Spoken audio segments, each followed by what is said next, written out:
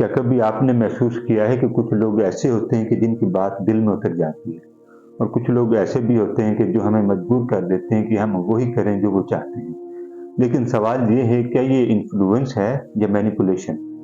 कुरान कहता है, या अय्युहल्लज़ीना आमनू लिमा तक़ूलूना मा ला तफ़अलून।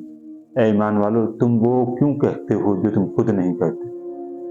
कुरान हमें सिखाता है कि असल जो असर की ताकत है वो किरदार से ज़ाहिर होती है, अल्फाज से नहीं। कि दुनिया में एक चीज़ बहुत आम हो गई है, वो है साइकोलॉजिकल मैनिपुलेशन। लोग जज्बात से खेलते हैं, गिल्ट पैदा करते हैं और ज़हनी दबाव डालकर फैसले करवाते हैं। यारो, ये इन्फ्लुएंस नहीं होता, ये मैनिपुलेशन होता है। और हदीस क्या कहती है? हदीस कहती है कि दीन खैर ख्वाही का पैगाम देता है, अमन का पैगाम देता है। इस्लाम हमें ये सिखाता है कि असल जो ताकत होती है वो इन्फ्लुएंस के ज़रिए पैदा की जाती है, किरदार के ज़रिए पैदा की जाती है। साइकोलॉजी कहती है कि इन्फ्लुएंस और मैनिपुलेशन में बुनियादी फ़र्क सिर्फ़ और सिर्फ़ इंटेंशन का होता है। इन्फ्लुएंस एहतराम पैदा करता है, आज़ादी प्रोवाइड करता है और ट्रस्ट बनाता है। और जो मैनिपुलेशन होता है वो गिल्ट पैदा कर देता है, कन्फ्यूजन बढ़ा देता है, सबसे बढ़कर कंट्रोल पैदा कर देता है। और कुरान हमें याद दिलाता है कि वला तबखसुन्नास अशियाअहुम, लोगों को उनके मामलात में कमी बेशी ना करो, लोगों के मामलात में कमी ना दो। यारो, हकीकी जो इन्फ्लुएंस होता है वो तीन चीज़ों से पैदा होता है। पहले नंबर पर इंसान का इखलास कितना है, दूसरे नंबर पर किरदार कितना अच्छा है और तीसरे नंबर पर सच्चाई। यारो, एक बात हमेशा याद रखिएगा, लोग हमेशा अल्फाज से मुतासिर नहीं होते, लोग आपकी शख्सियत से मुतासिर होते हैं। और इसीलिए दीन इस्लाम में दावत का जो सबसे बड़ा मेन जरिया बनाया गया वो किरदार को बनाया गया। आप इस्लाम की हिस्ट्री को उठा के देख लें, आप दीनदार लोगों की हिस्ट्री को उठा के देख लें, उनका जो मेन पर्पस था वो किरदार था। नबी अलैहिस्सलातु वस्सलाम की ज़िंदगी इन्फ्लुएंस की सबसे बड़ी मिसाल है। आप सल्लल्लाहु अलैहि वसल्लम ने कभी भी अपनी ज़िंदगी में लोगों को मैनिपुलेट नहीं करते थे, बल्कि मोहब्बत से समझाते थे और हिकमत से बात किया करते थे और किरदार से लोगों के दिल जीतते थे। यारो, हदीस शरीफ है ना कि तुम में से बेहतरीन वो है जिसके इखलाक बेहतर हो, तुम में से सबसे आला वो है जिसके इखलाक निराला हो। ये हदीस हमें क्या सिखाती है? ये हदीस हमें बता रही है कि इंसान के इखलाक इंसान की बेहतरीन इन्फ्लुएंस की मिसाल है।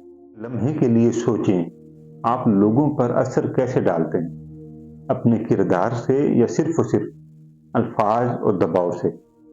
इन्फ्लुएंस पैदा करने के कुछ बुनियादी असूल हैं, जिनमें से पहला असूल हमेशा सच बोलें, क्योंकि ट्रस्ट इन्फ्लुएंस की बुनियाद है। और जो दूसरा असूल है, अपने किरदार को वाज़ेह और महफूज रखें। आप जिस घर में, जिस मोहल्ले में रहते हो, आपकी शख्सियत में आपका किरदार वाज़ेह और साफ होना चाहिए, तभी जाकर आपके अंदर इन्फ्लुएंस की ताकत पैदा होगी। तीसरे नंबर पर लोगों को इज्जत देना सीखें। चौथे नंबर पर आप अपने मामलात में अपनी नियत को साफ रखें। जब आपकी नियत साफ होगी फिर आप इन्फ्लुएंस के किरदार तक पहुंच जाएंगे। और आखिर में लोगों को आज़ाद करें, उनको अपनी मर्जी के फैसले करने दें। ये वो बुनियादी असूल हैं जो आपके अंदर इन्फ्लुएंस की ताकत को बढ़ा देते हैं। और दीन इस्लाम भी यही कहता है कि ये वो बुनियादी असूल हैं जो हमें हमारा दीन भी पढ़ाता है कि ये कामयाबी के वो पैरामीटर हैं जो हम अपनी ज़िंदगी में इन बुनियादी असूलों को शामिल करते हैं तो कहीं ना कहीं हम रास्ते पर गामजन हो जाते हैं कि जो हमारा सीधा रास्ता। कहानी मैं आपको सुनाता हूँ जो कि बड़ी दिलचस्प है। आपको मुख्तसर समझाने के लिए, एक उस्ताद था, वो किसी स्कूल में पढ़ाया करता था और बच्चे भी उनसे बड़ी मोहब्बत किया करते थे, क्योंकि वो कभी डांट डपट गुस्सा नहीं किया करता था, क्योंकि वो मिजाजन ही ऐसा था। उस उस्ताद का मिजाज बड़ा शफीक और शाइस्ता मियाना रवि का था और बच्चे उससे बड़े मुतासिर थे। पढ़ाई में, बोलचाल में, कंपटीशन में कभी भी बच्चों को उसने डांट नहीं दी। और the end of the story ये है कि वो बच्चे फिर नीचे लिखते हैं कि हमने जब उस स्कूल से अपनी तालीम को मुकम्मल किया तो हम सबसे ज़्यादा मुतासिर उस उस्ताद से हुए जिन्होंने हमें कभी मारा नहीं। यार, ये एक समझने वाली बात है کہ جس استاد نے کبھی مارا نہیں اور پڑھایا پیار سے محبت سے، بچے اس سے متاثر کیوں ہوئے؟ پھر وہ بچے نیچے لکھتے ہیں اسٹوری میں کہ ہم نے اس استاد سے کردار سیکھا، اخلاص سیکھا، سچائی سیکھی، نیت کیسے صاف رکھنی ہے، اپنے ضمیر کو کس طرح صاف رکھنا ہے، یہ سیکھا۔ تو اس کہانی کا خلاصہ کیا نکلا کہ اس استاد کے اندر کردار، اخلاص، سچائی، یہ جذبے موجود تھے جو بچوں کے اندر، بچوں نے اس کمی کو محسوس کیا کہ ہمیں اس استاد سے یہ کچھ سیکھنے کو ملا، کردار بھی ملا، سچائی بھی ملی، جو کہ بچوں کے اندر نہیں تھی۔ یعنی کہ آسان الفاظ میں یوں کہوں کہ وہ استاد انفلوئنس کا مالک تھا، کردار کا مالک تھا۔ ذرا سچ بتائیں، اس کہانی سے آپ کو کیا سیکھنے کو ملا؟ یہی نا کہ مینیپولیشن وقتی طاقت دیتی ہے، لیکن جو انسان کا انفلوئنس کا کردار ہے وہ ہمیشہ کے لیے انسان کو احترام کے قابل بنا دیتا ہے۔ اور قرآن ہمیں یاد دلاتا ہے ان اللہ یأمر بالعدل والاحسان، بے شک اللہ تعالیٰ بھی عدل اور احسان کا حکم دیتا ہے، بھلائی کا حکم دیتا ہے، اخلاص کا حکم دیتا ہے۔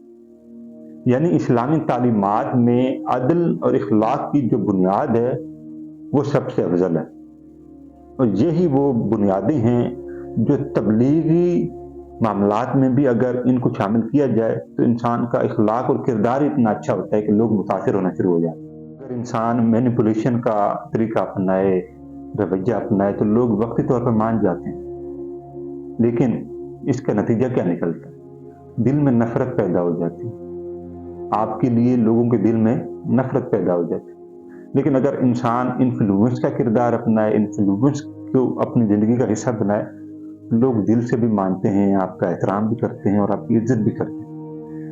یار مینیپولیشن وقتی طور پر آپ کو بڑا بنا سکتی ہے لیکن ہمیشہ کے لیے نہیں، اور انفلوئنس آپ کو ہمیشہ کے لیے ایک اعلیٰ کردار اور حسن اخلاق کا وہ مثال بنا دیتی ہے کہ جس کو معاشرے میں پذیرائی بھی ملتی ہے اور عزت بھی۔ میرا ماننا تو یہی ہے کہ انفلوئنس کا کردار ادا کرنے والے لوگ صحیح معنوں میں معاشرے میں، قبیلے میں اور انفرادی قوت میں مضبوط سمجھے جاتے ہیں۔ تو ہم سب کو انفلوئنس کا کردار ادا کرنا چاہیے اور مینیپولیشن کے کردار کو اپنی زندگی سے سکپ کر دینا چاہیے۔